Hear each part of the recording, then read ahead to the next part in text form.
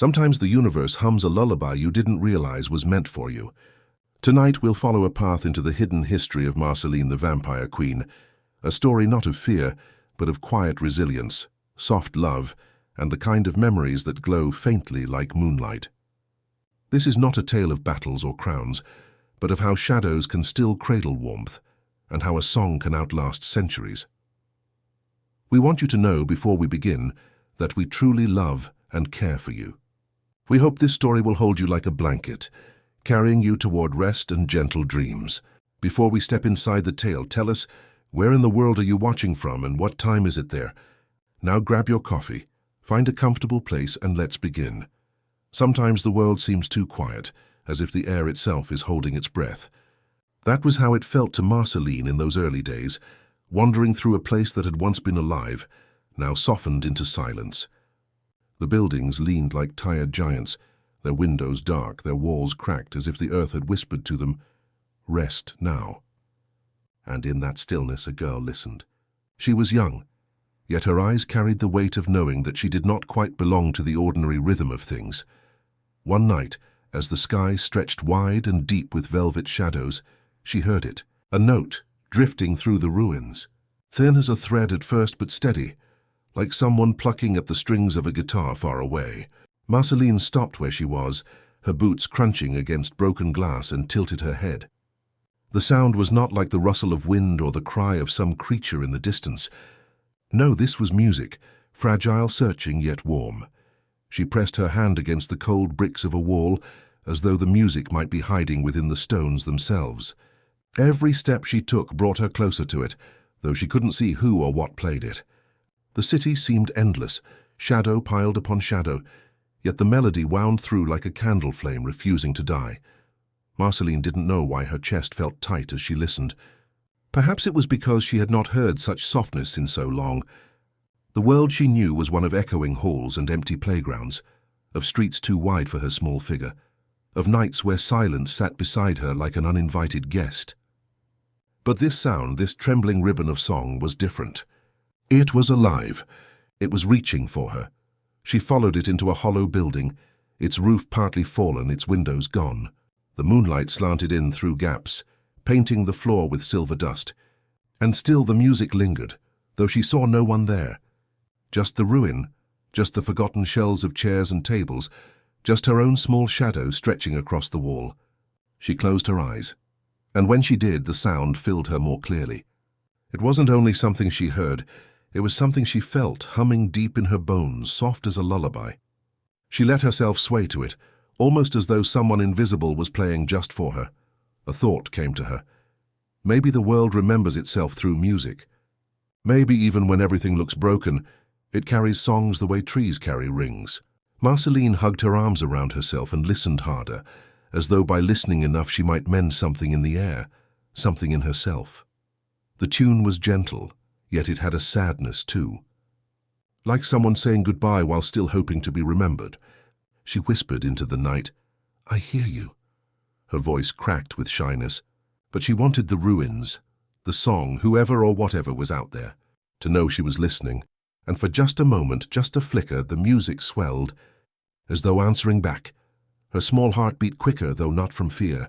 It felt instead like recognition, like meeting a friend she hadn't known she had lost. She sat down on the dusty floor, curling her knees close, and stayed there. The ruins around her might have seemed empty to anyone else, but for her they held a presence. The music was her company, a soft thread tying her to something larger than her own small wandering figure. Time moved strangely then. She didn't know if she sat there for minutes or hours, only that the night grew deeper and the stars blinked faintly above the cracks in the ceiling. Her eyelids grew heavy, but she didn't want to lose the sound. It was as though the ruins themselves were singing her to sleep, telling her she wasn't alone even in the vast quiet. She dreamed while still half awake. She dreamed of a guitar leaning against a wall, strings glowing faintly like starlight. She dreamed of a voice humming not with words but with pure feeling, carrying sorrow and warmth in equal measure.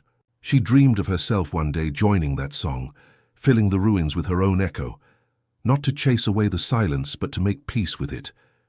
When she opened her eyes again, the night had shifted.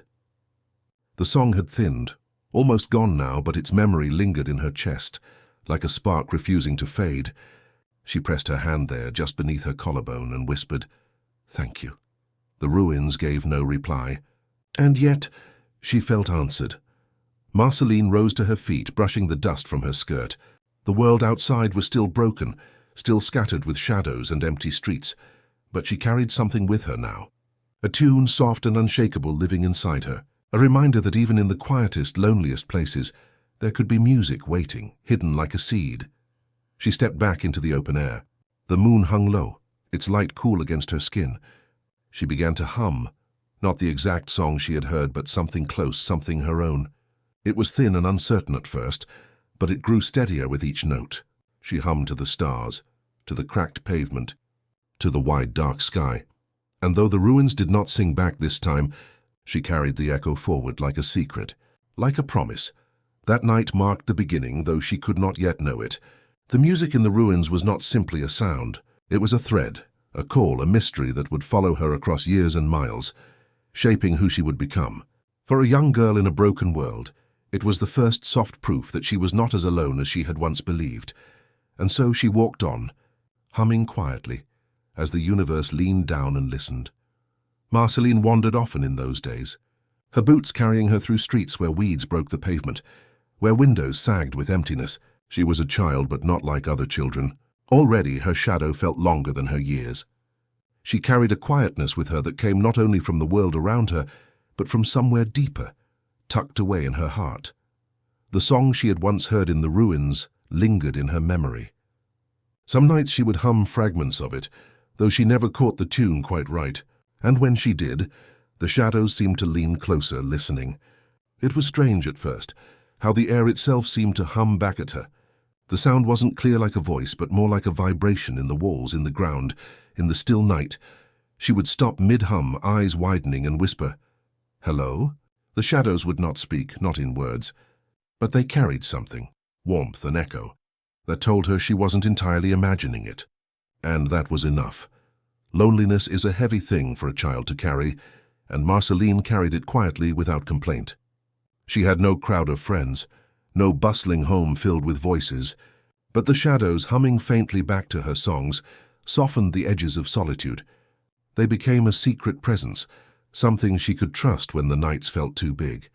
Sometimes she would sit on the cracked steps of an old library, legs dangling, and strum the air with her fingers as though pretending to play an invisible guitar. When she did, the faint hum returned, blending with her gestures like a low harmony. She laughed once, surprised at herself, at the thought that maybe the shadows were trying to make music too. It wasn't a scary sound. It was more like the earth itself was trying to comfort her, joining her in play. Marceline began talking to them. Not in long speeches, but in simple phrases, the way a child speaks to a trusted friend. "Do you think I'll always feel this way?" she whispered once, her voice cracking. The hum that followed was softer than usual, almost sad. She closed her eyes and pretended it was an answer. When she was frightened, she would tell them so. When she was happy, she would hum louder, daring the shadows to catch up. In time, she realized her quirks, the way she noticed faint sounds, the way she could sit in silence for hours and still feel accompanied, were gifts, not strangeness. She was learning to hear what others might have missed. The nights stretched endlessly, yet they no longer pressed on her as before. With the shadows humming back, there was rhythm where there had once been only stillness. Sometimes the hum echoed like a lullaby, so faint it seemed to come from her own chest rather than the air around her. Other times it was playful, rippling off broken glass or the edge of a forgotten swing set. One evening she found herself in a playground, half swallowed by weeds. The swings creaked in the wind, their chains rusted, their seats worn thin. She pushed one gently, listening as it squealed through the air. Then she hummed, and the shadows answered, weaving through the sound of the chains until the whole playground seemed to breathe. Marceline laughed, a bright, fleeting laugh that startled even herself. For that moment she was not lonely at all. She began to realize that her songs and her voice were not simply hers. They belonged also to the spaces she wandered, to the companions no one else could see. In this exchange, her notes and their hums, she was not just a child wandering ruins. She was part of something bigger, something unseen but deeply present. Still, not everyone would have understood. If someone else had been there, perhaps they would have told her she was imagining things. But she knew the truth of it in her bones. Loneliness had turned into dialogue, silence into harmony. And though the presence never gave itself a name, Marceline carried it as a friend. At night, lying on a bedroll she'd made from blankets too big for her small frame, she whispered softly into the dark, "Good night." She waited. And after a moment the faintest hum came back, low and steady like the sigh of the world. She closed her eyes, smiling, knowing that she had been heard. Her quirks became habits. She hummed to herself when walking. She strummed invisible strings against her arm. She sat in silence long enough to hear echoes most others would have missed. And through it all the shadows remained faithful, never louder than needed, never frightening. They were company, patient and unseen, reminding her that companionship sometimes came in forms beyond what people expected. In time, Marceline grew less afraid of being strange. She began to wear her small differences with quiet pride. After all, she had discovered something precious, that in the ruins of the world, even silence wanted to sing, and she would always be the one to hear it. That night, as she drifted into sleep beneath a sky scattered with indifferent stars, the hum returned once more, wrapping itself around her like a blanket. It wasn't loud and it wasn't clear, but it was enough to let her rest in peace, and the girl who once thought she was alone learned instead that even the quietest corners of the world could hum back, if only you listened closely enough. The first time Marceline realized she was different, it came not with a burst of fire or some grand display, but with a quiet moment that stretched far longer than it should have. She was still small, still wandering the skeleton of a world left behind, when she noticed how quickly things around her seemed to change, except for her. Grass grew taller between the cracks of the streets. Rust spread across fences she once touched with curious fingers. Toys abandoned in the dust grew brittle and broke apart. Yet she remained unchanged. At first she thought she was imagining it. Children don't often think of time as a great weight, only as the rise and fall of days. But Marceline, lonely as she was, had no one to mirror her growth against. She only had herself, the shadows, and the silence. And silence is a patient teacher. It began when she met a stray dog that lingered near her camp for several nights. She fed it scraps of old bread, humming softly as it curled near her for warmth. She named it Cricket, after the way its paws tapped lightly on the ground. For a while she had a companion who was real, who wagged its tail when she sang. But weeks passed and Cricket grew slower, thinner, until one morning it didn't wake at all. Marceline sat there for a long time, tears falling onto her hands. She was still small, too small to understand fully, but old enough to feel the ache of loss. When she caught her reflection in a broken shard of mirror, she noticed something startling. Her own face had not changed. Her hair was the same length, her body the same height, her skin the same unmarked pale. Time had carried Cricket away, yet it had left her untouched. She whispered into the air, "Why not me?"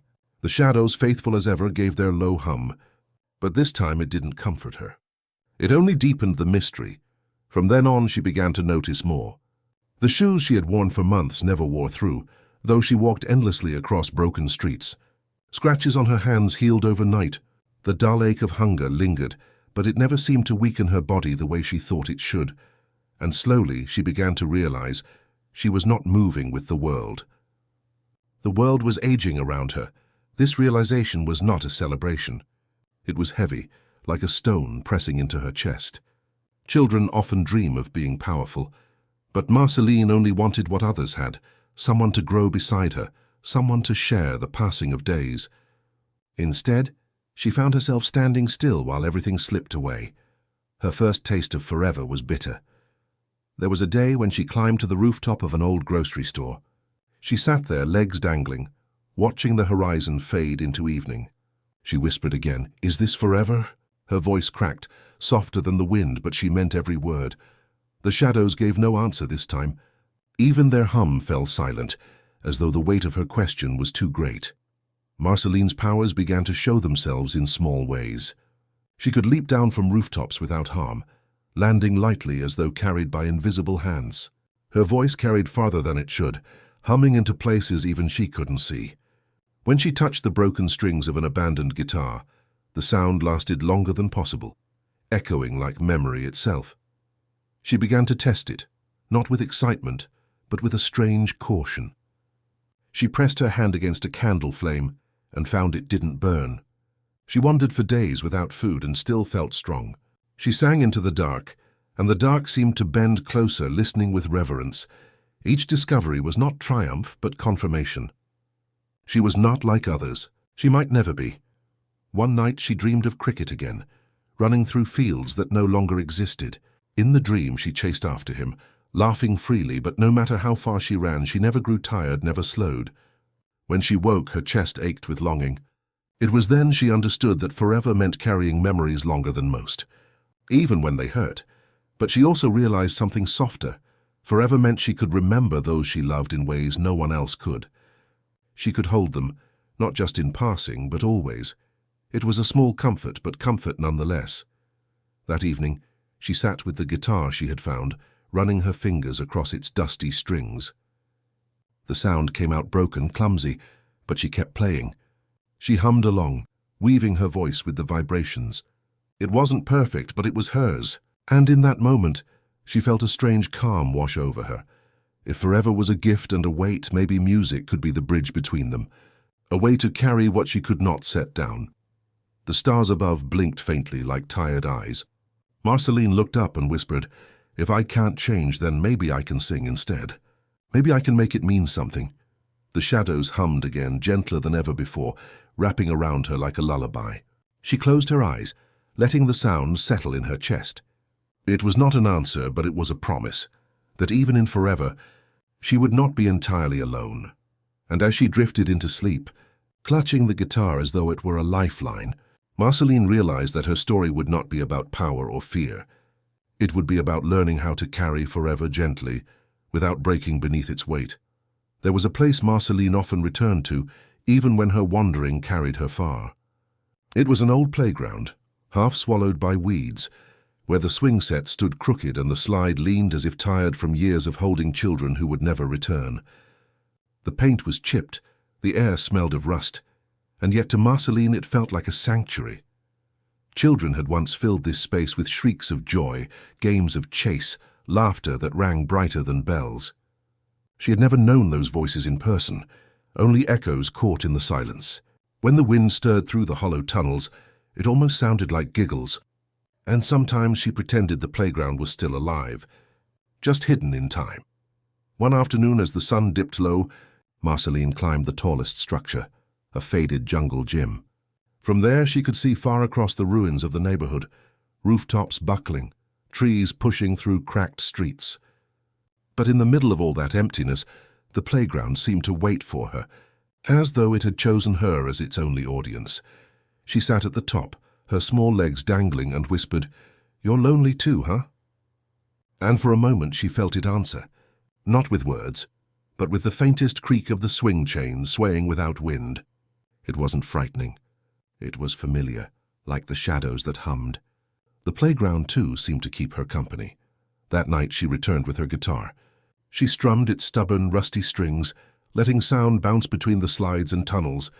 It wasn't music in the way she imagined it could someday be, but it was enough to fill the air. She hummed softly at first, then louder until she felt the empty spaces lean toward her.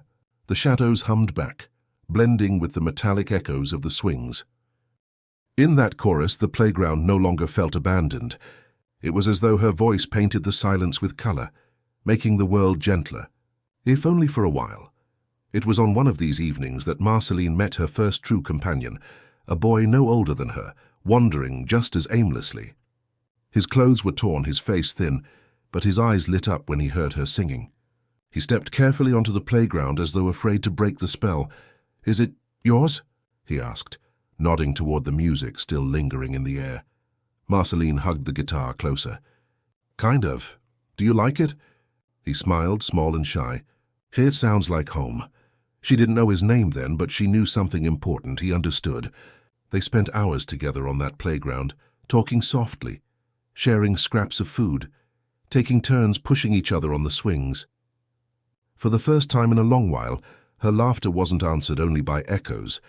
She called him Benny, though she never knew if it was his real name. It didn't matter. What mattered was that he stayed, at least for a little while. With Benny beside her, the playground felt transformed. They made games out of the rubble, pretending the tilted slide was a mountain to climb, or that the swings were portals into hidden worlds. Marceline would hum and Benny would close his eyes, swaying gently, saying the music made him feel safe. He didn't always understand her words, but he understood her heart. It was a fragile bond, one built not on certainty, but on need. In the silence of a broken world, they became each other's proof that kindness could still exist. Yet even then, Marceline sensed something larger, the truth of forever weighing in her chest. Benny's face changed in the weeks they spent together. His hair grew longer, his frame thinner, but she remained the same. She noticed, even if he did not, and that noticing left a quiet ache inside her. Still, she held on to the moments, the simple joy of racing across the cracked pavement, the sound of Benny's laughter mixing with her humming. The feeling of belonging, however, temporary. One evening they sat side by side on the swings, the sky painted in twilight purples. Marceline asked softly, "Do you think we'll always be here?" Benny tilted his head, thinking, "No one's always anywhere, but maybe we'll always be friends." The words stuck in her, tender and sharp. She wanted to believe them. She wanted to freeze the moment, to stretch it across forever. But she knew better. Forever was hers alone to carry. When Benny eventually left, drawn by some wandering group or perhaps by hunger too great to ignore, Marceline stood at the edge of the playground and waved until he disappeared. She didn't cry, not right away. Instead, she walked back to the swings and hummed. The shadows answered, the chains creaked. And for a moment it felt as though Benny was still there, listening. The playground remained empty, but no longer lonely. It held their laughter in its rusted frame, their games in the cracks of its ground, their promise in the twilight air. It became a place she could return to, not for company but for memory, a soft anchor in a world always shifting. That night, as she curled beneath her blanket, she whispered into the quiet, "Thank you." Whether she spoke to Benny, to the playground or to the shadows, she couldn't say. But the hum returned, gentle and steady, and Marceline closed her eyes with a small smile. She dreamed of swings that carried her higher than stars, of laughter that never faded, of a friend who stayed forever young in her memory. And though she knew forever was hers alone, she also knew that pieces of it could be shared, even if only for a little while. Marceline had grown used to things fading. Places dissolved into ruins, faces blurred into memory, companions left with only the hum of shadows to fill the space they left behind. The world had taught her to expect change, to hold lightly and to never believe in permanence. But one day she discovered someone who did not leave so easily. It began on another long walk through the wastelands. The air carried the smell of ash, the sky painted in bruised grey, clouds rolling heavy as though the heavens themselves had grown tired. Marceline walked barefoot, humming to herself, carrying her battered guitar like a shield against silence. She didn't know where she was heading. There was never really a destination. But something told her to keep moving east, toward the edge of a forgotten city. She saw him before he saw her. A man with tired eyes and a wild crown of hair, dressed in layers that seemed to belong to a colder place. He crouched beside the skeleton of a burned tree, sorting through cans, muttering softly to himself. At first Marceline thought he was another wanderer like the rest, someone destined to pass through and disappear. But when he noticed her, he did not turn away. Instead, he smiled. A strange, gentle smile, as though he had been expecting her all along. "Hello there," he said, his voice soft but trembling at the edges. "Hungry?" Marceline froze. Strangers were dangerous. Strangers meant risk. Yet something about his tone made her chest loosen. He didn't sound like someone who wanted to take from her. He sounded like someone who wanted to give. She nodded slowly. The man held out a can of beans, dust clinging to its label. "It's not much," he admitted, "but it helps." Marceline hesitated, then stepped closer, taking the can. Their fingers brushed, and in that moment she felt it, a warmth like an anchor lowering in her drifting life. He wasn't just another stranger. He was something else. "My name's Simon," he said. His eyes softened as he looked at her. "And you? You must be brave wandering out here alone." Marceline shrugged. "I'm not scared." He chuckled, though not unkindly. "That's good. But even the brave deserve someone to walk with." They spent the afternoon together, sharing food beneath the skeleton tree. Simon told her small stories, fragments of a world that no longer existed. Concerts in glowing halls, markets filled with sweet fruits, libraries that smelled of dust and wisdom. His words painted images Marceline could barely imagine. She listened, not because she fully understood, but because his voice carried the comfort of belonging. When the sky darkened, Marceline expected him to leave.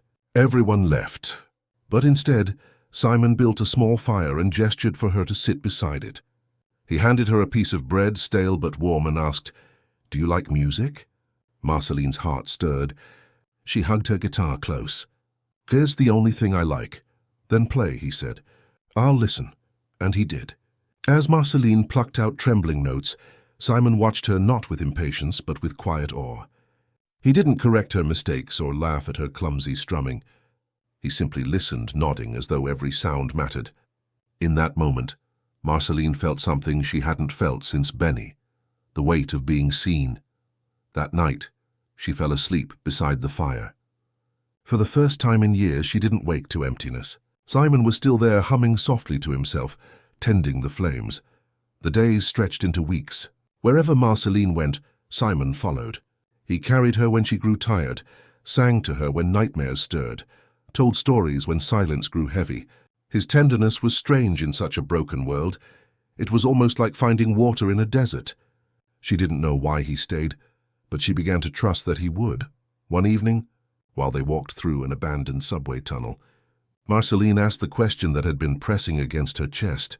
"Why do you help me?" Simon glanced at her, his expression unreadable for a moment. Then he smiled, though his eyes glistened with something deeper. "Because you remind me of someone. And because, in this world, the only way we survive is if we keep each other safe." Marceline didn't fully understand, but she felt the truth in his words. He wasn't perfect. Sometimes his mind drifted, his gaze falling far away as though haunted by invisible storms. Sometimes he muttered words she couldn't follow, clutching the strange crown he carried in his pack. But when he looked at her, truly looked at her, there was nothing but kindness. She began to hum more often, her music softening the spaces between them. Simon encouraged her, sometimes clapping gently, sometimes closing his eyes as though her notes lifted him out of his own heaviness. They became companions not through grand promises, but through the quiet rhythm of daily acts, sharing food, watching sunsets, carrying each other's burdens. Marceline started to believe that maybe, just maybe, someone could stay one night. As they sat beneath a sky littered with stars, Simon said softly, "The world may be broken, but that doesn't mean we are." Marceline leaned against him, her eyes heavy. "Will you leave too?" she whispered. Simon shook his head slowly. "Not while you need me. Not while I can help." The fire crackled, the stars shimmered, and Marceline closed her eyes, trusting his words. The hum of the shadows faded, replaced by something warmer, the sound of belonging, steady as a heartbeat. For the first time she fell asleep, not alone, but beside someone who stayed. The world outside was still cold, still broken. The roads were cracked, the skies bruised, the ruins echoing with ghosts of what used to be. Yet inside the little circle of quiet that Simon and Marceline shared, warmth had begun to take root, not from fires or blankets, but from the simplest thing of all, care. It was a morning without sunlight, only a dim haze that passed for dawn. Marceline woke to the sound of Simon rustling through his pack. For a moment, fear pinched at her chest, the old instinct to expect loss. But then she smelled it, something faint, something impossibly ordinary. Bread. Simon sat cross-legged by the ashes of last night's fire, holding 2 pieces of bread between his hands. They were uneven, old, slightly crumbling at the edges, but he treated them as though they were treasure. He smiled when he saw her stir. "Morning, kiddo," he said softly. "I thought we'd try something special today." Marceline rubbed her eyes. "Special? Sandwiches," Simon declared as though unveiling a feast. Marceline tilted her head. "What's a sandwich?" Simon laughed, not mocking but warm. "Ah, right. You wouldn't know. It's when you take bread and you put something, anything, between it.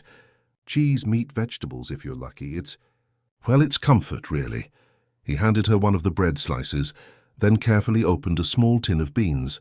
He spooned some onto the bread, folded it and passed it to her as though presenting a gift fit for royalty. Marceline studied it curiously. "That's it? That's a sandwich?" Simon nodded. "That's it. And sometimes it's enough to make you feel human again." She bit into it. The bread was stale, the beans cold, but the taste didn't matter. What mattered was Simon's eyes watching her with quiet pride, as though giving her that sandwich meant he had stitched together a fragment of the world that used to be. Marceline chewed slowly, then smiled. "It's not bad," Simon chuckled. "Not bad? That's high praise. Back in the old days, people made sandwiches for each other all the time. For school lunches, picnics, lazy afternoons. It was simple, but it meant someone cared enough to put something together for you."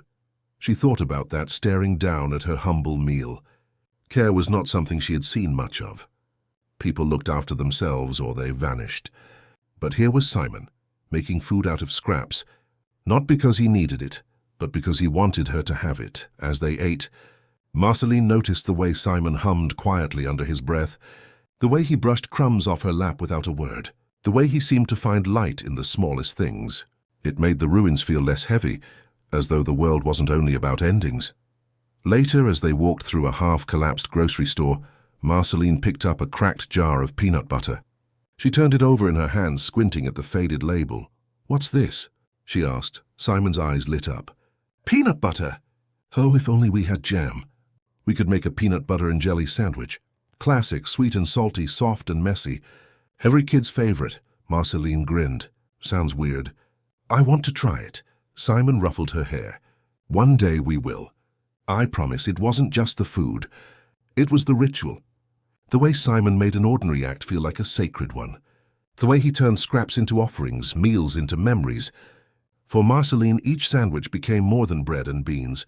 It became proof that someone could create comfort in a world designed to strip it away.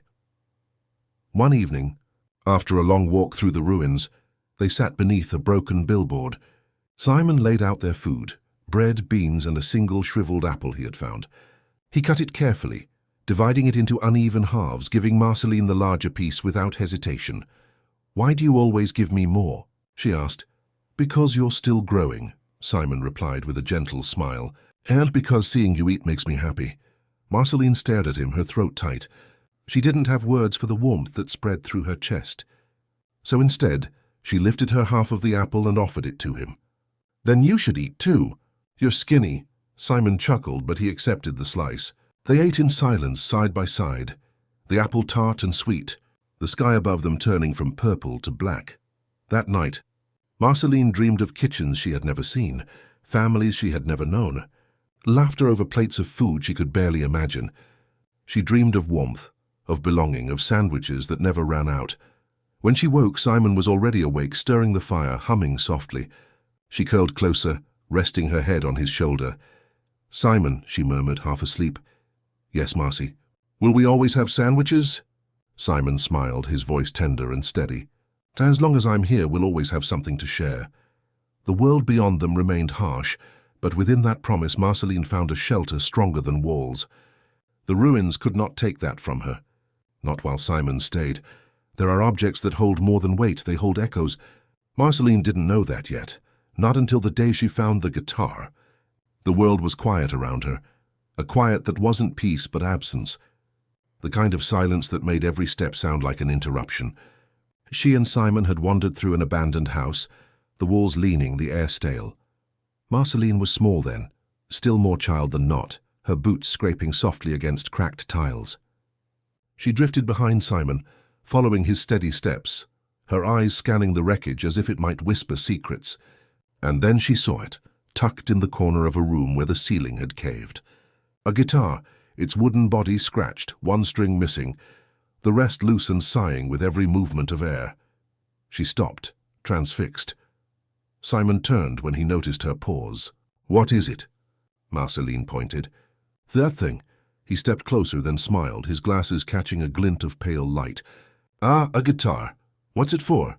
she asked, her voice almost reverent, as though she sensed it was more than just an object. Simon crouched, lifting the instrument with surprising gentleness, brushing the dust from its surface. "It makes music. People used to play songs on these, Songs to laugh to, songs to cry to, songs to remember what mattered. He handed it to her. The guitar was bigger than she expected, awkward in her small hands, but the moment she touched it, something stirred. The strings buzzed faintly, a voice half asleep, waiting. Marceline plucked one string. The note wavered, raw and imperfect, but it filled the room like a spark. She plucked again and again. Each sound carried a strange weight, like dipping her hand into a stream of memory. Simon watched, smiling softly. "It suits you," she frowned, concentrating. "But I don't know how to play." "That's the beauty," Simon said. "You don't need to know everything. You just start. The rest comes with time." So she tried. Her fingers stumbled, producing clumsy, uneven sounds. But slowly she began to find rhythm, small patterns, fragments of melody. Something inside her responded. It was as though the guitar gave shape to feelings she couldn't put into words. The loneliness, the fragile hope, the ache of missing things she had never even known, all of it vibrated through the strings. As the days passed, the guitar never left her side. She carried it slung across her back, awkward but precious. At night, when the ruins grew heavy and silence pressed too close, she would strum softly. The sounds were not polished, not skilled, but they were hers. They wrapped around her like a blanket. One evening, by the glow of a flickering fire, Marceline played while Simon listened. She didn't know what she was doing. She only followed the tug of her heart. The tune was simple, rising and falling like breath. Simon closed his eyes. "You're telling a story," he murmured. "I'm not saying anything," Marceline replied. "You are," he said. "Music carries things words can't. Memories, feelings, even hope. Every note you play is a piece of yourself. That's why it matters." Marceline paused, staring at the strings. She plucked another note, softer this time, as though testing his words. A piece of herself. She wondered if that meant the guitar could keep her safe from forgetting, if songs could hold the parts of her that the world might otherwise steal away. From then on, she played whenever she felt afraid, whenever the weight of forever pressed too hard against her chest. The guitar became her refuge, her diary without pages, her way of speaking when her voice failed. One night, as Simon slept, Marceline sat awake, strumming in the darkness. The tune she found was mournful, heavy with longing. She thought of the people who had once lived in the broken houses, who had once laughed in kitchens, who had once carried sandwiches in lunchboxes. She thought of how quickly everything had disappeared. Tears pricked at her eyes, but the music held them, softened them, turned them into sound instead of sorrow. And for the first time, she understood that music wasn't only for joy. It was also for carrying grief without being crushed by it. As she played, she felt something stir within her, not just emotion, but a quiet power. The air seemed to hum along, her shadow flickering faintly as though listening. The strings vibrated longer than they should have, the notes stretching out like threads of light. Marceline froze, watching. She plucked again, and the same thing happened. The sound wasn't only sound anymore, it lingered, glowing faintly in the air like a memory made visible. She whispered to herself, "Should it remembers." Her powers had always been strange, glimpses she didn't fully understand. But now they tied themselves to the music. The guitar was more than wood and strings. It was a bridge between her heart and the world. When Simon stirred awake, he found her still playing, her face lit with wonder. He didn't ask questions, didn't try to explain. He only sat beside her, listening as the music filled the ruin, warm and steady. "You'll never be alone," he said softly. "Not as long as you have songs." Marceline leaned against him, the guitar resting across her knees, the last notes humming into the night. She believed him. And even in the ruins, even in a world that seemed to end again and again, the sound of her strings felt like a promise, one that might just last forever. Some buildings seemed alive, even long after people had left them. Marceline always felt it, the way an abandoned place breathed in sighs, the way shadows clung to walls as though they remembered. One afternoon, while wandering the outskirts of a ruined town with Simon, she discovered a hall that had once been grand. Its roof arched high, windows cracked but still tall and solemn like watchful eyes. "Careful," Simon warned as they stepped inside. The floorboards groaned under their weight, but Marceline was already drawn toward the center of the room. Her boots echoed faintly, each step bouncing back at her. The sound fascinated her. She tapped the floor with her heel, then clapped her hands softly. The noise traveled outward, returning with a softened, stretched quality. "It's like it talks back," she whispered. Simon smiled faintly. "That's an echo. The hall still remembers sound even after all this time." Marceline tilted her head, testing the space with a hum. The note traveled, swelling, then drifted back to her. She grinned, humming again, higher this time, and the hall carried it like a lullaby fading on the breeze. She closed her eyes, humming again and again, until the sound wrapped around her like an invisible blanket. That was when she noticed something else. The hall didn't just echo sound, it echoed feeling. When she hummed gently, the space felt warm. When she stamped her boots too hard, the reply sounded sharp, almost accusing. She realized, with a small shiver, that this place wasn't empty after all. She turned to Simon. "Do you hear it?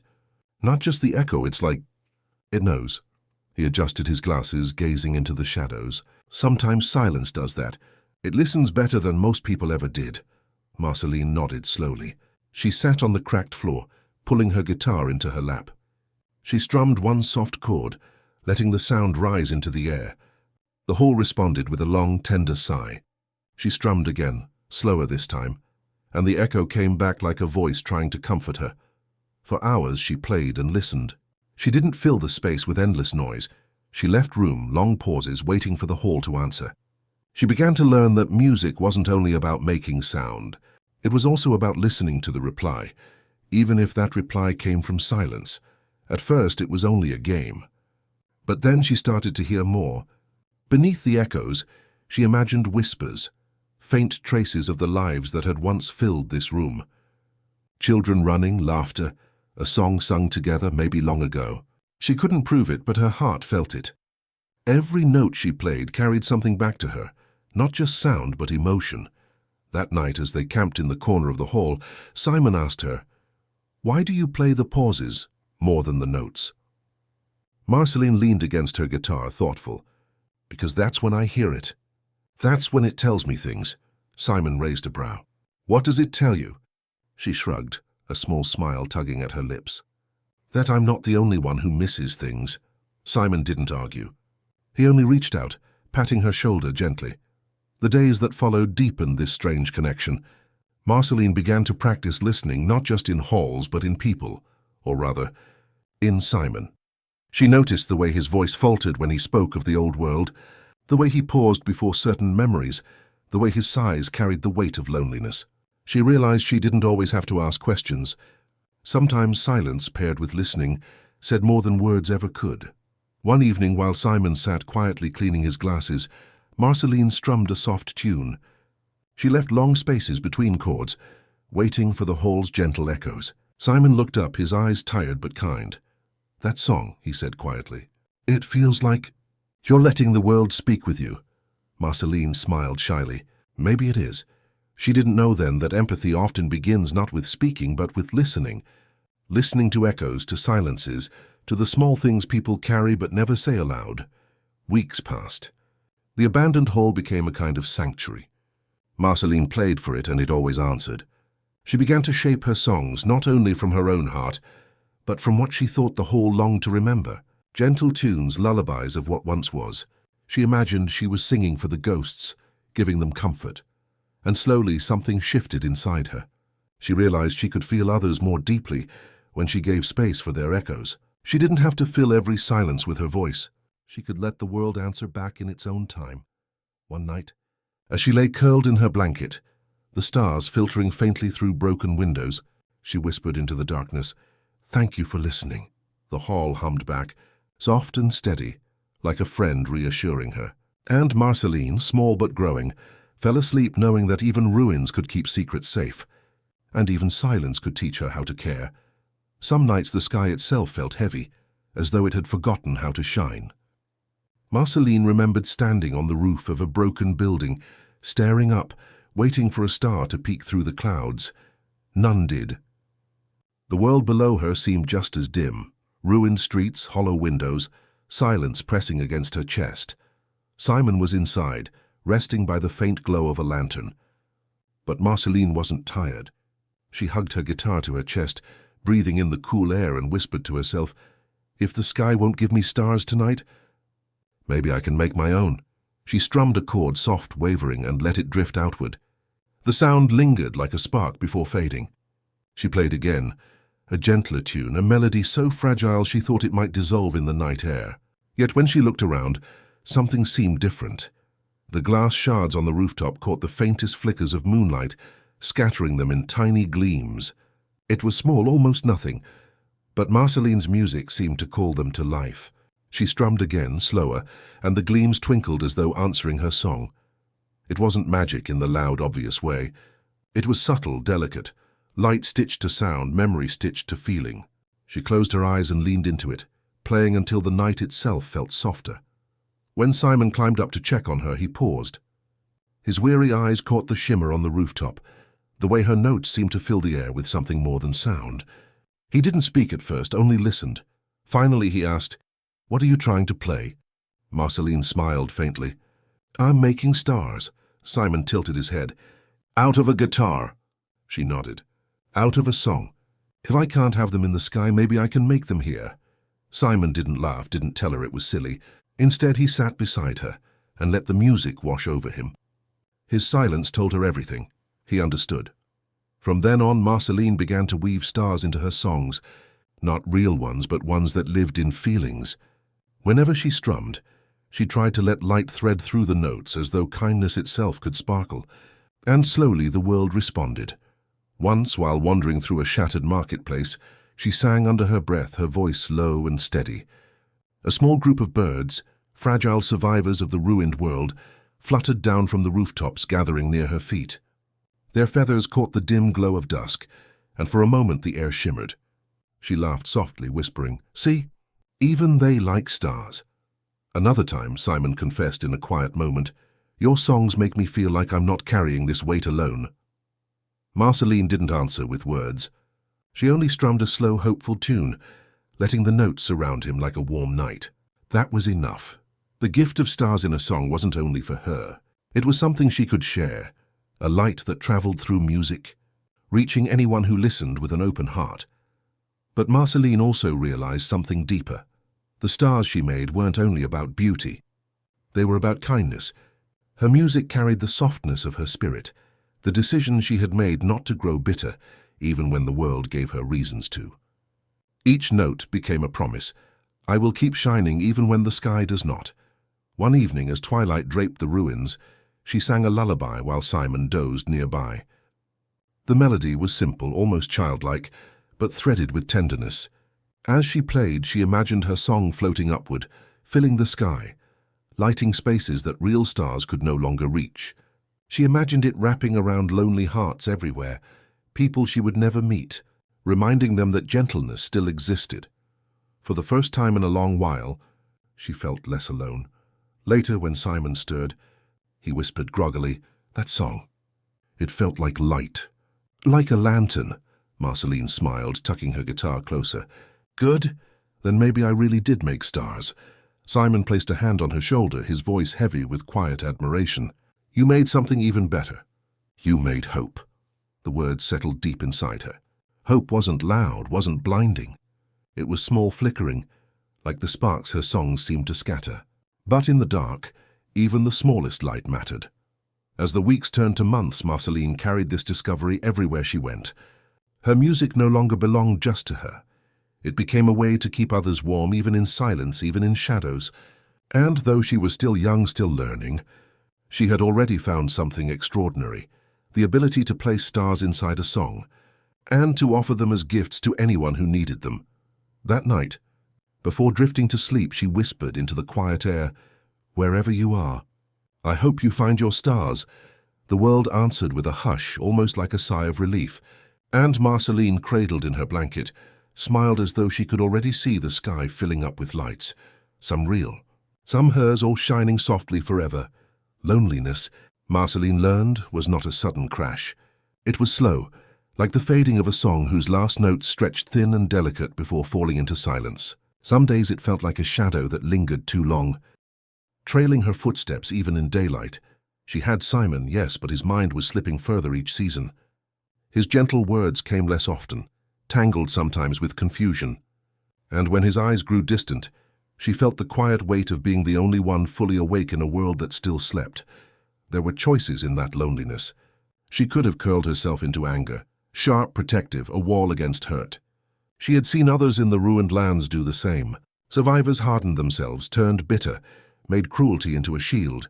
But Marceline felt deep in her chest that bitterness would only deepen the silence around her.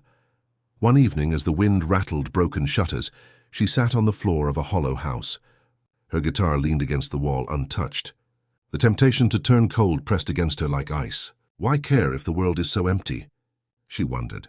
Why stay soft when nothing stays with me? But then, she remembered the stars she had woven into her songs, the birds that had gathered at her feet, the way Simon had sighed with relief when her melodies carried him through his fog. If she let bitterness take root, all of that would vanish.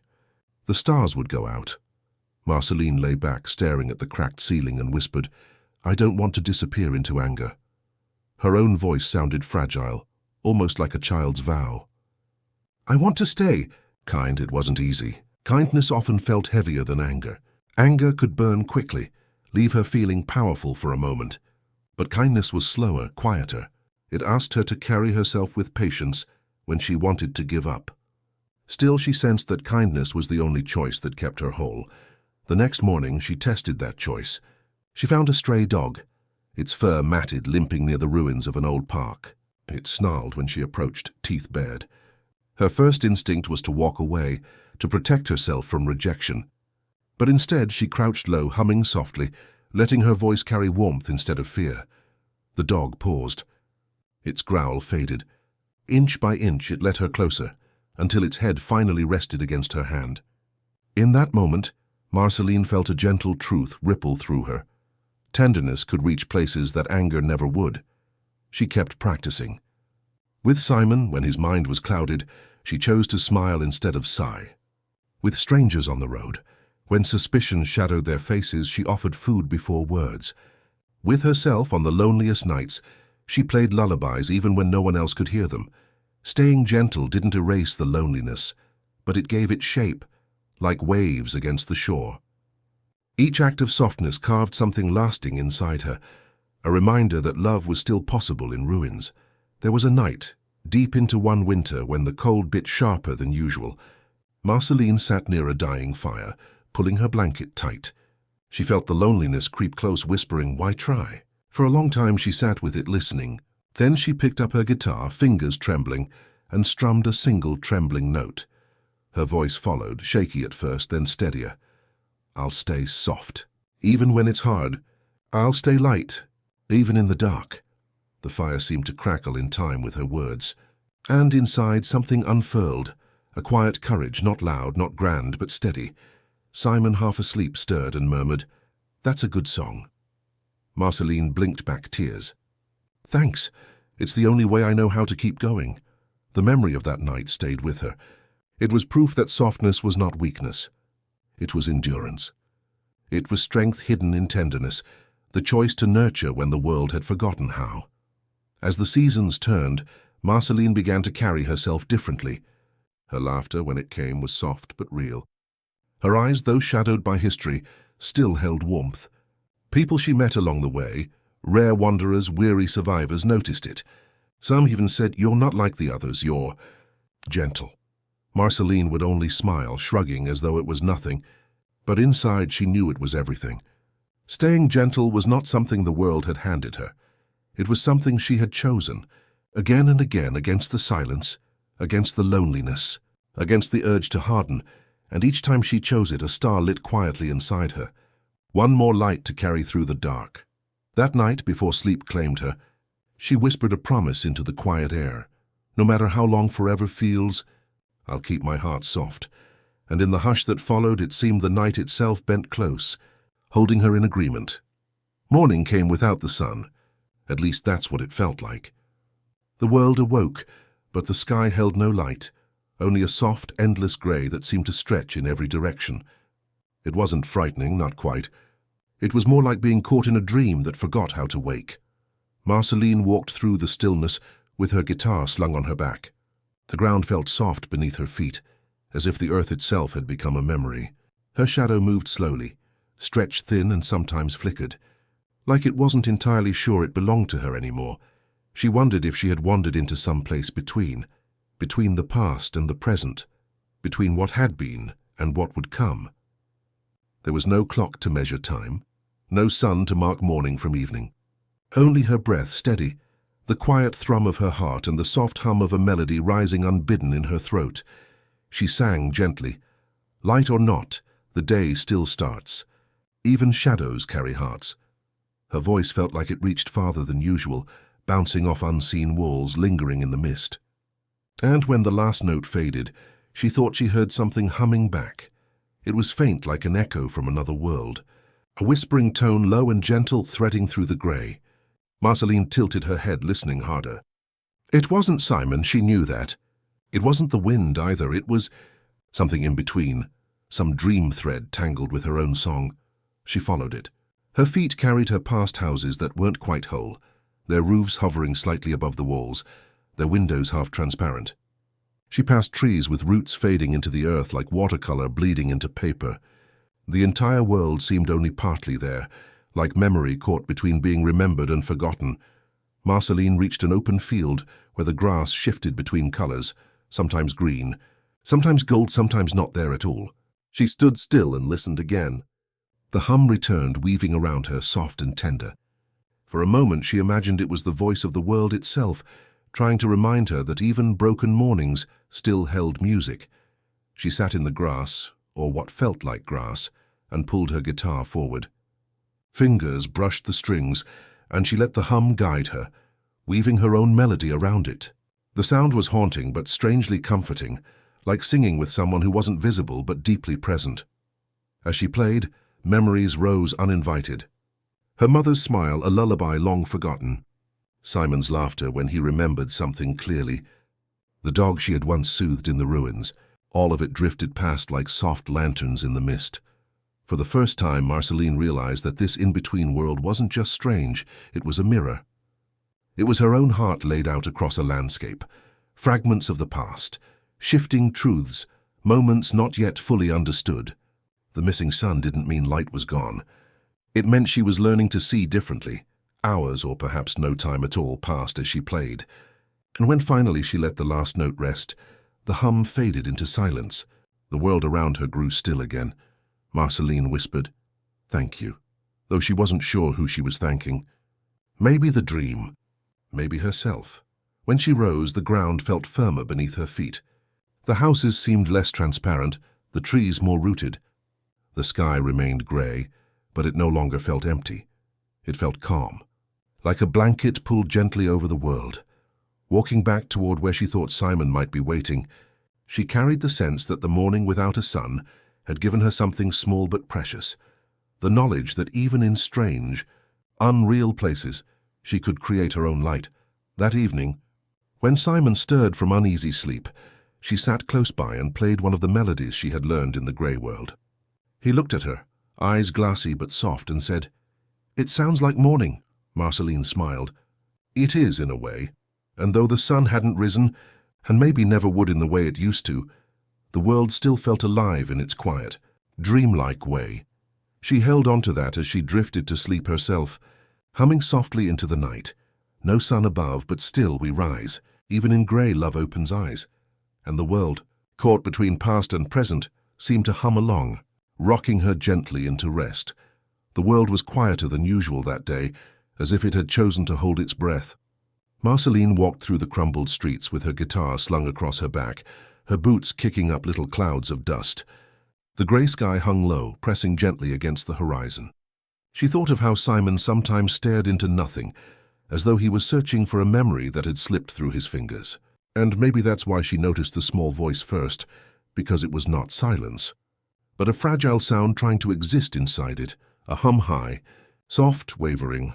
Marceline followed it, turning down what had once been a neighborhood road. Houses leaned into themselves, hollowed windows like eyes tired of seeing. And in the corner of one half-fallen porch sat a child, knees drawn up, chin resting on them, arms wrapped tight. The hum came from her, though it faltered as soon as she saw Marceline. They stared at one another in the kind of silence that comes before trust, before fear. Marceline lowered herself to the edge of the porch, careful not to make the wood creak. "Hey," she said softly. "That was a pretty song." The child didn't answer, but her eyes, large and dark, shifted toward the guitar on Marceline's back. Marceline understood. Without another word, she pulled the instrument forward and strummed a few slow, gentle chords, notes like drops of water in the still air. The child's shoulders softened just a little. "What's your name?" Marceline asked after a while, still silence. But the girl tilted her head, listening. Marceline smiled faintly. "That's okay. You don't have to say it. You can just be here." She played again, softer this time, weaving a melody that reminded her of lullabies her mother had once hummed. Something about the way the child's eyes grew heavier, less guarded, told her she had chosen the right song. The girl eventually spoke, barely above a whisper. "I thought everyone was gone." Marceline stopped strumming, let the silence sit tenderly for a heartbeat, then said, "Not everyone. You found me, and I found you." The child blinked as if testing the truth of that. Then she whispered her name, one syllable, fragile as glass. Marceline held it carefully, nodding. "That's a strong name." They sat like that for what felt like an entire day, though the sky never shifted much. Marceline told small stories, about a dog she had once comforted, about songs that hummed back when she sang them in ruins. The girl listened, eyes wide, and when she grew tired, she leaned against Marceline's shoulder, as though she had always belonged there. Marceline felt something stir inside her, something she hadn't known she carried, a fierce, quiet tenderness. She realized she wasn't just playing songs for herself anymore. She was singing for the child who needed them, the same way she once needed someone to tell her the world was still worth staying soft in. That night, when she brought the girl back to where Simon was, he looked at the child with confusion, and then with something warmer, almost paternal. Marceline caught the flicker of who he used to be in his eyes, and it made her throat ache. Together they ate what little they had. Marceline let the child take the larger share, and when Simon drifted into uneasy sleep, she and the girl lay under a patched blanket. The child's breathing slowed, steady, safe. In the darkness, Marceline whispered, "You're not alone anymore. Not while I'm here." Her words weren't just for the girl. They were for herself, too. And as sleep pulled her gently under, she realized what the day had given her. Not just a companion, not just a responsibility, but a reflection of the child that still lived inside her own heart. The one who had longed for music in the ruins, who had wanted someone to stay. Now she could be that someone. And in the hush of the night, with the child's small hand curled against her sleeve, Marceline felt a warmth stronger than any sunrise. The world had grown heavy again. It wasn't the kind of heaviness you could measure with weight. It was the quiet sort, the one that filled the air like fog, pressing against skin and spirit. Marceline felt it most at dusk, when the sky turned from grey to a deeper shade, like a bruise spreading across the horizon. She sat with her guitar on her knees, Simon asleep nearby, the small child curled close with a threadbare blanket. The fire they'd made was no more than a whisper of light, trembling in the cold. Marceline strummed a single note, and it seemed to hang longer than it should have, as though the world was waiting for her to finish what it had started. The child stirred, her eyes half open. "Play something," she murmured. Marceline hesitated. Music was supposed to be joy, wasn't it? A way to lift spirits. But her heart tonight was swollen with sorrow she couldn't name. She felt the ache of all the places they had passed through. Towns without voices, playgrounds without laughter, rooms filled with silence that no one lived to break. Still, she began to play. The chords came slow, tender, carrying with them the dust of memory. Her voice followed, soft and low. "Sleep, little world. Though you're broken, though you're tired, there is music still and it burns, though the light is small." Her eyes blurred. The strings vibrated under her touch like fragile threads, but she didn't stop. She sang to the ruins, to the forgotten people, to the ghost of her own loneliness. She sang for Simon, whose mind slipped further each day but still found comfort in her melodies. She sang for the child who leaned into her side, finding warmth not from fire but from sound. Her lullaby drifted into the night, and in its wake came silence, not empty, but listening. The trees seemed to bow. The cracked concrete held still. Even the stars, faint behind the clouds, appeared to lean closer. Marceline closed her eyes, and for a moment she was back with her mother, hearing that same softness in another voice. She remembered the way a lullaby could make the world feel whole, even when it wasn't. She remembered being held, even when everything else had fallen apart. The child whispered, "It sounds like the world is falling asleep." Marceline smiled faintly through her tears. "Maybe it needs rest too." Simon stirred in his sleep, a faint hum escaping his lips, matching the last note she played. It was imperfect, trembling, but it was music, and it was enough to remind her that he was still there, still tethered to her by threads unseen.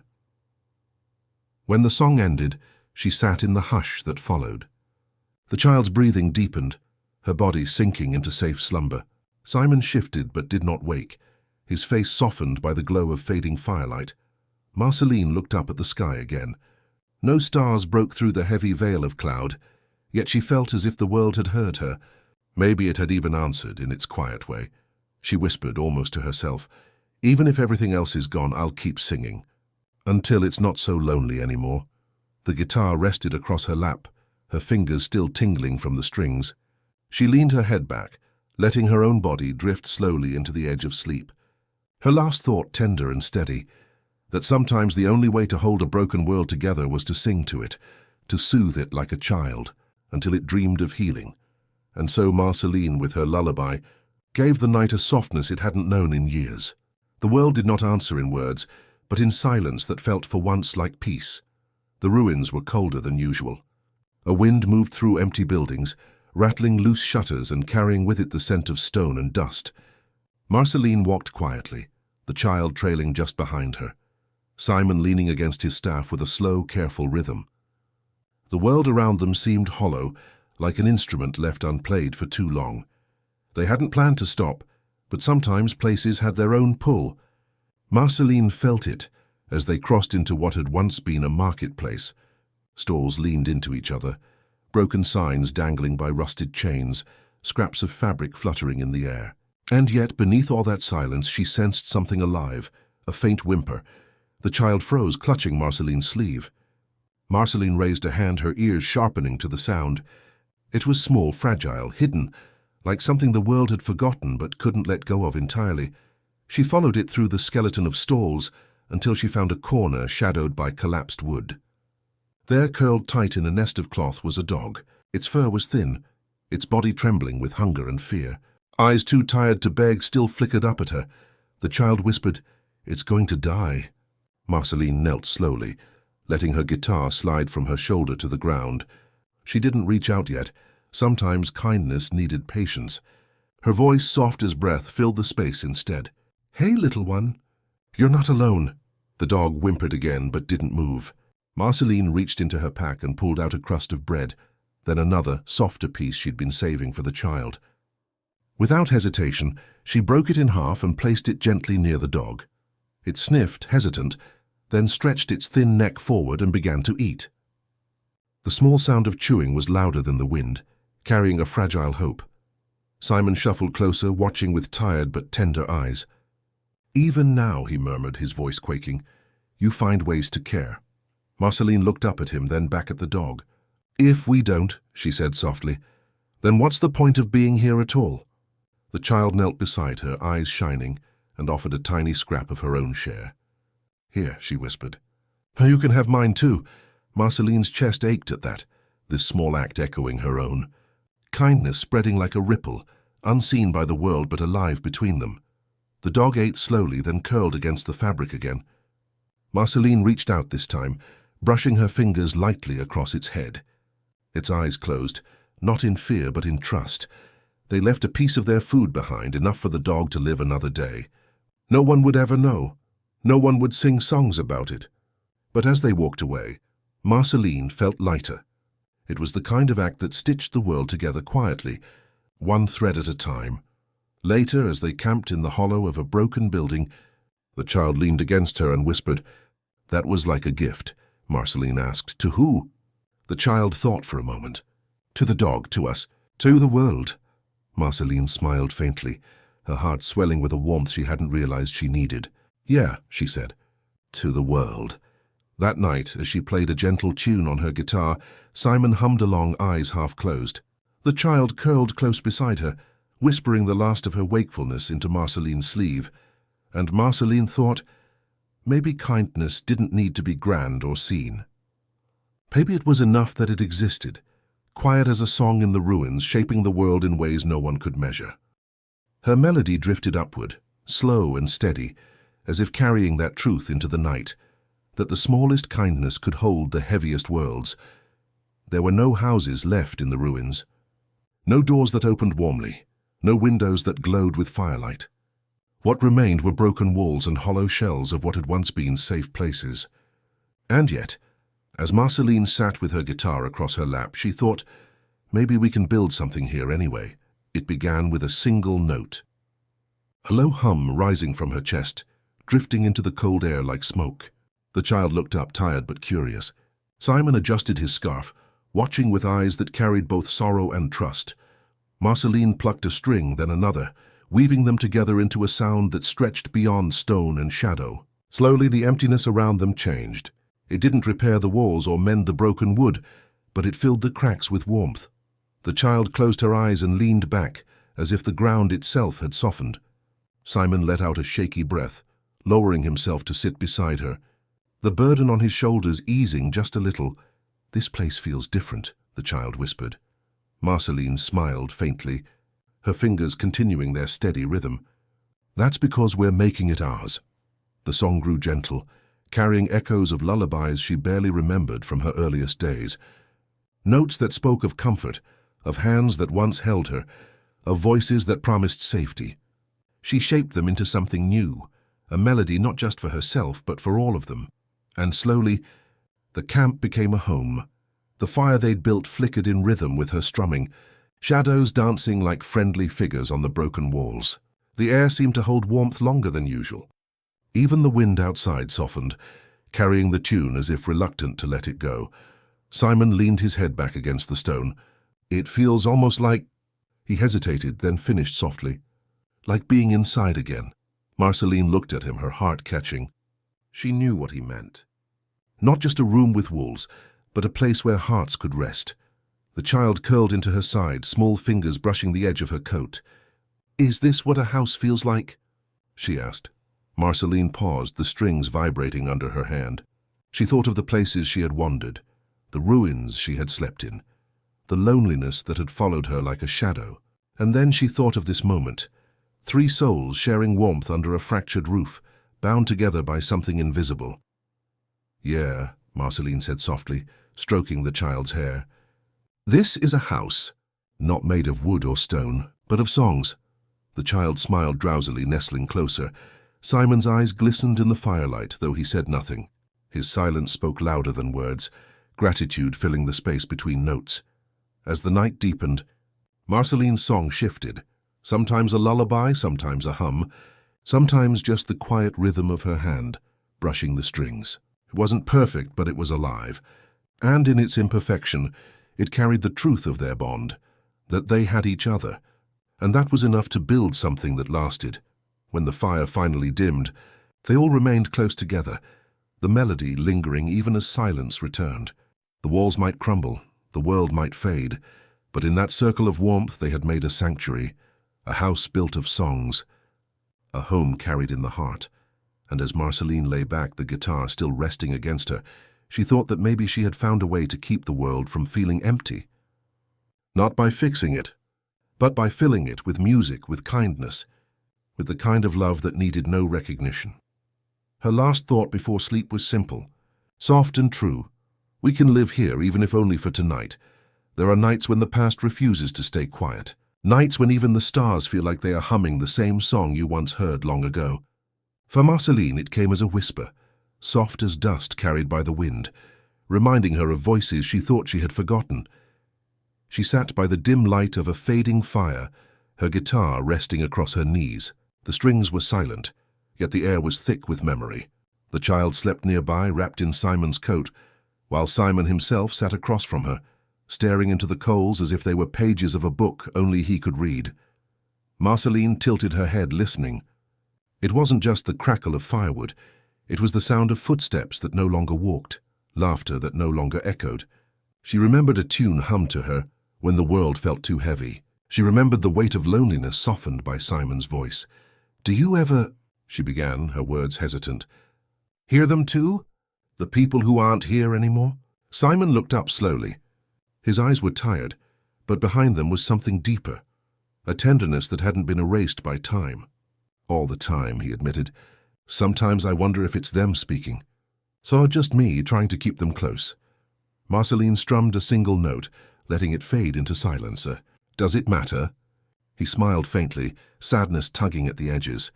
Maybe not. The fire flickered, painting shadows that looked almost familiar.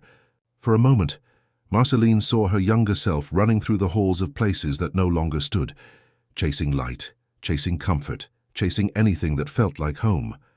And always Simon was there, a hand reaching out, a voice humming through the ruins. You carried me, she whispered almost to herself. Simon shook his head, though his eyes softened. No, we carried each other. The words settled over her like a blanket.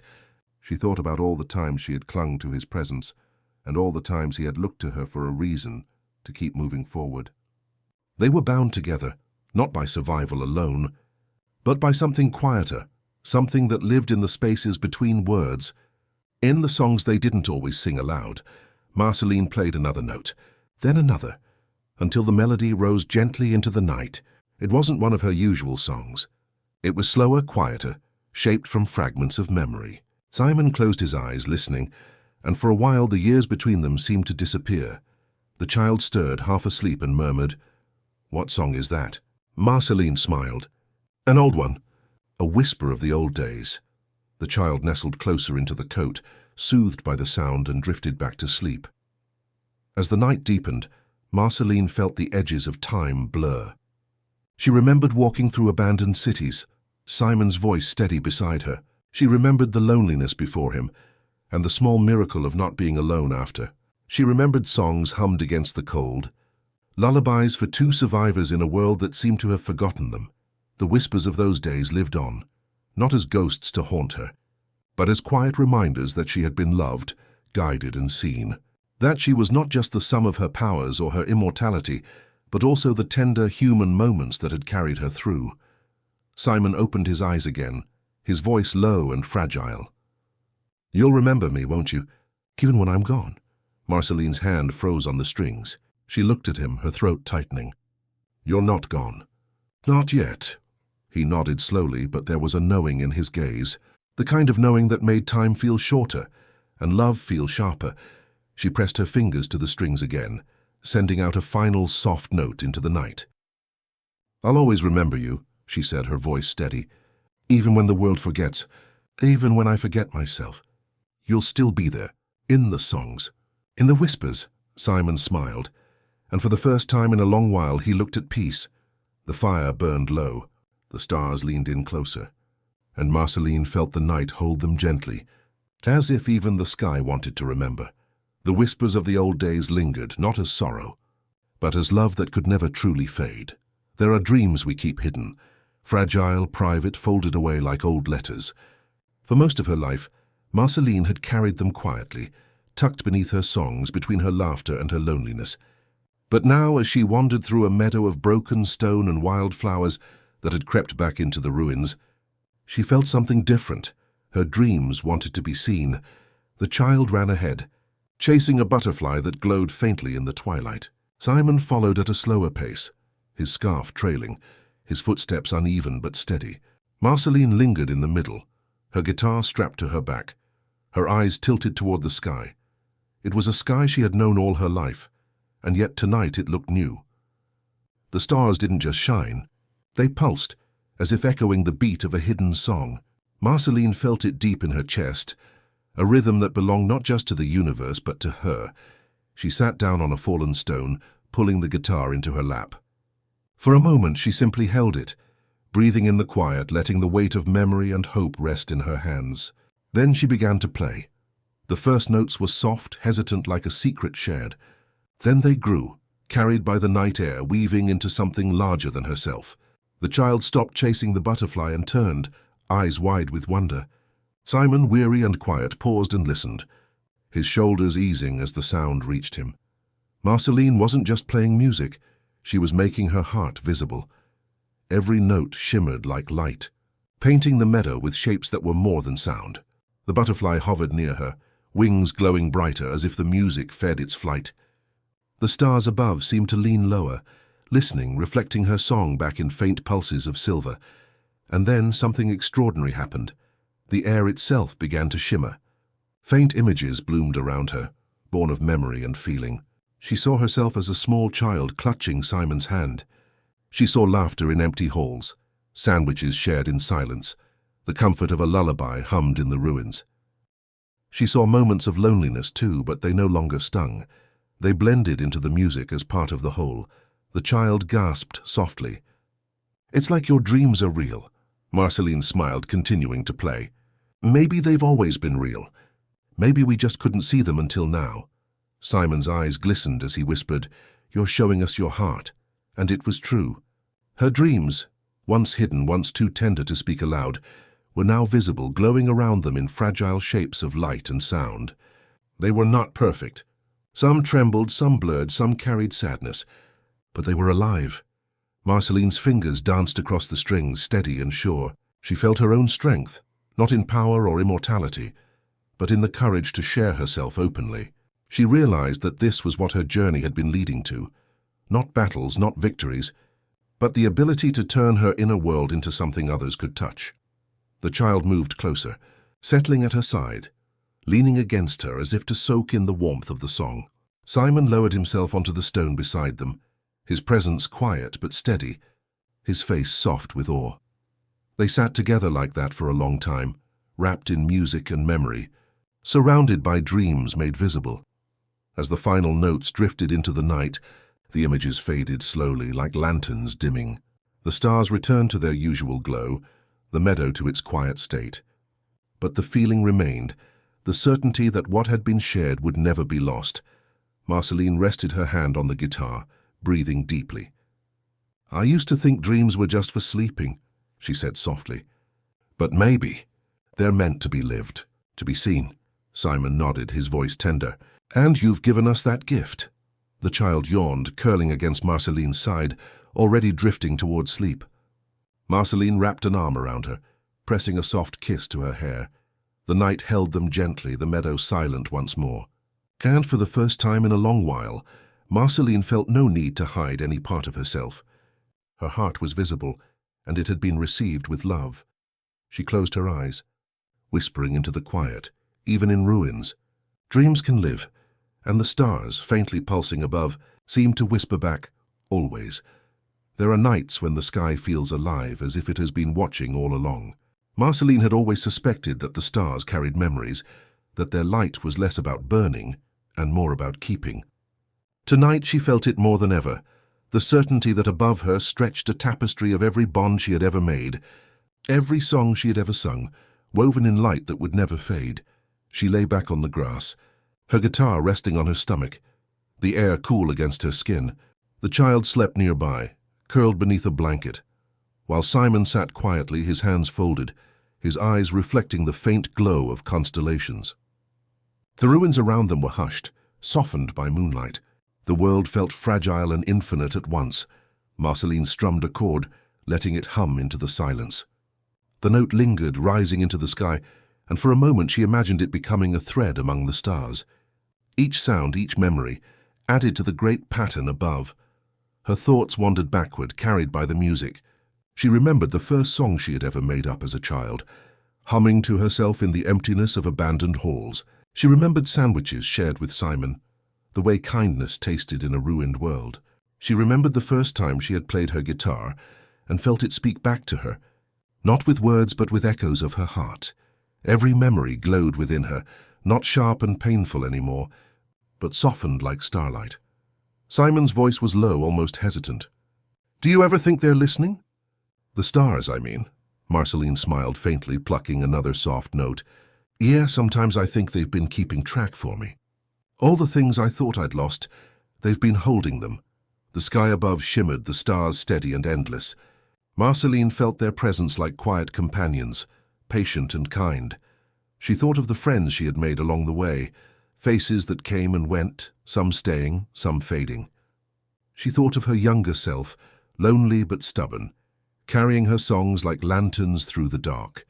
She thought of Simon's laugh before it grew heavy with sadness, and how even now pieces of it remained like fireflies in her memory. Every bond, every song, it was all here. The night sky remembered.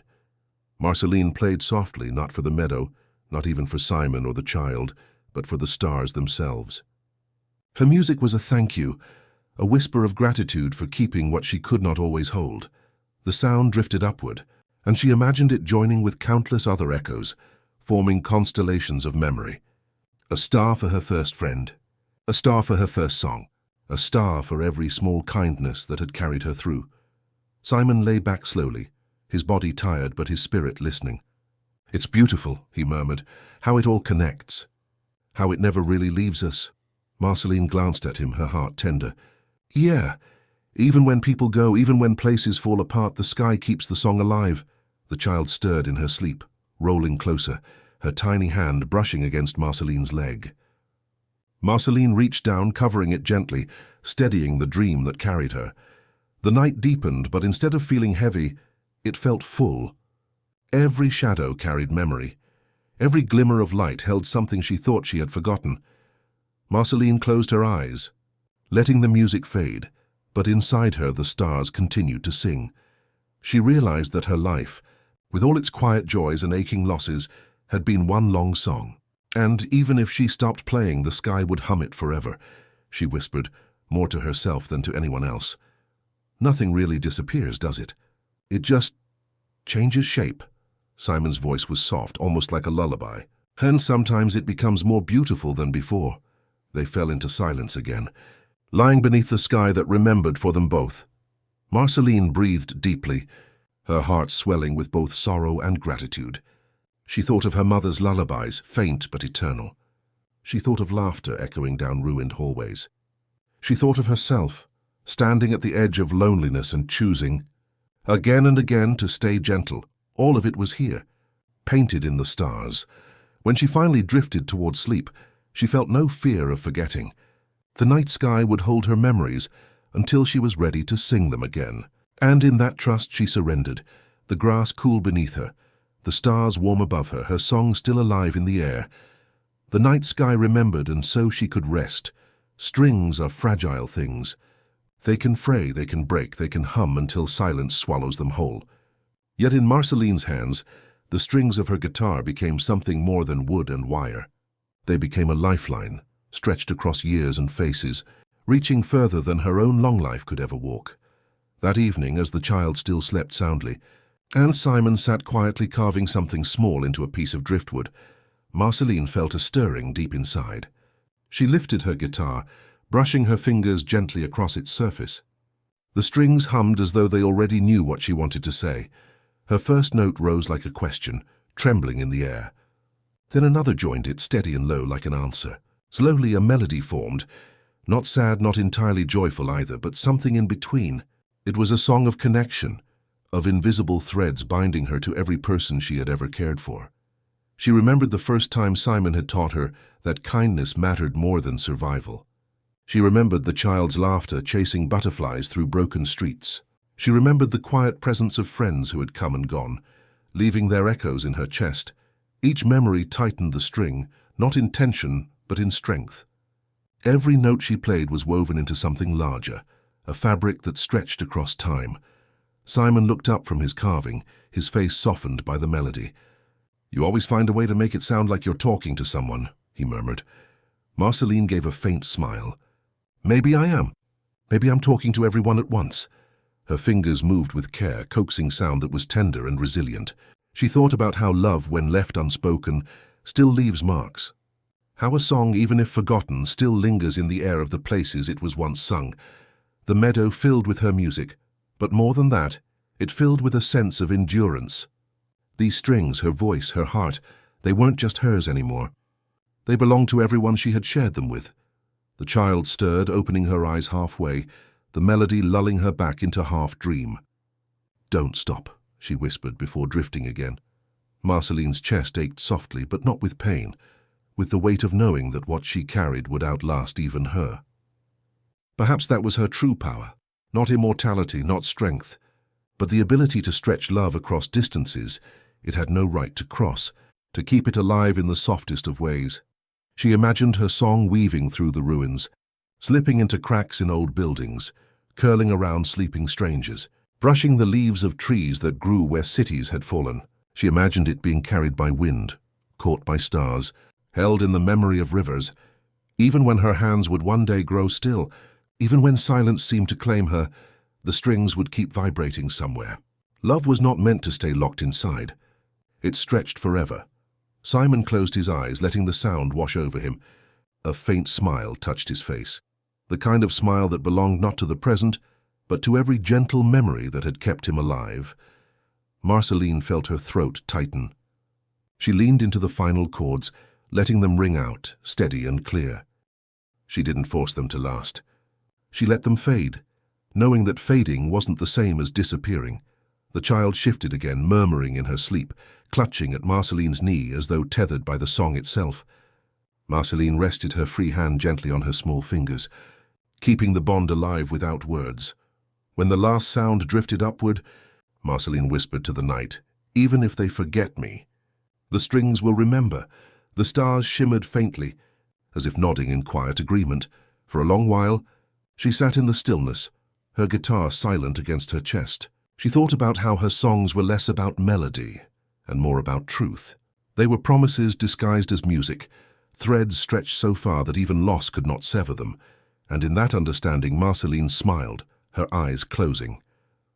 She didn't need the strings to last forever in her hands. They had already found their way into others, into Simon, into the child, into the world itself. Her legacy wasn't in being remembered as a queen, a vampire, or even a survivor. It was in the hum of strings that would continue long after her voice grew quiet. Strings that stretch forever. There are songs that end, and there are songs that never truly stop. Marceline's music belonged to the second kind.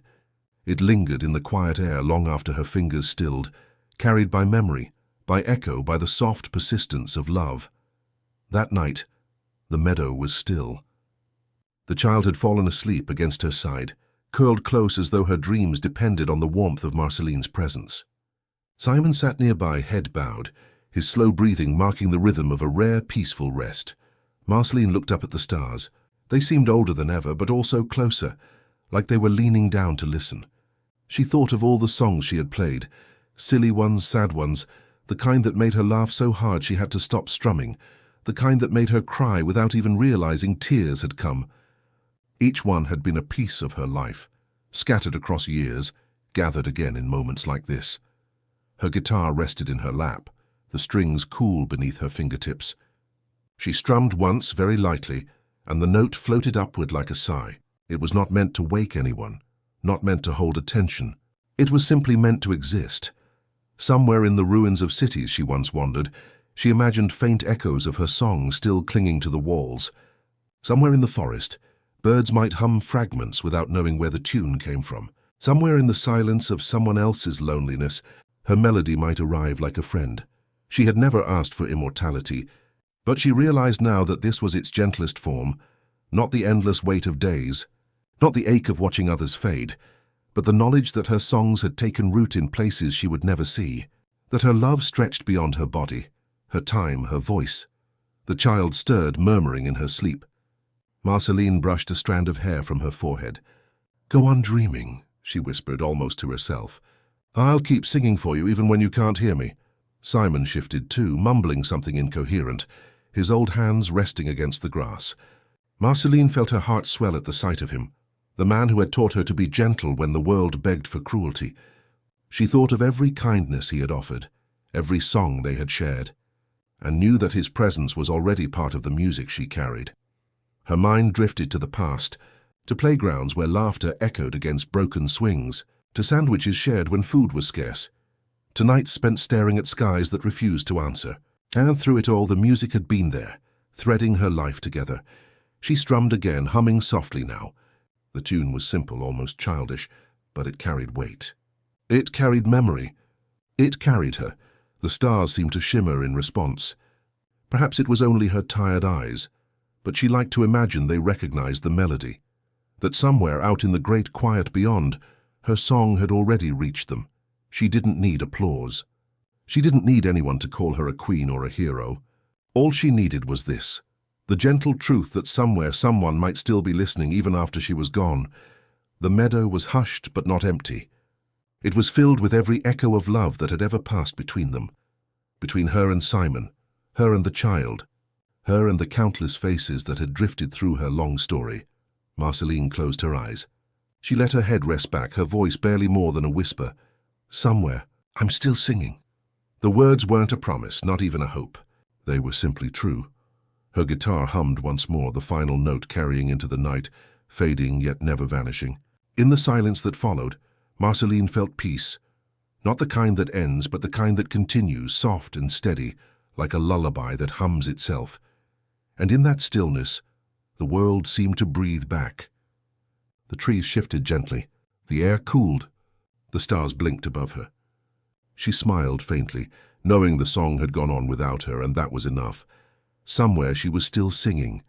Somewhere the strings still stretched. Somewhere the love she carried was alive, humming, glowing, remembered. And perhaps even now, as you listen, her song is reaching you too. Thanks for spending this time with us. Sleep well. Everything's going to be okay, man.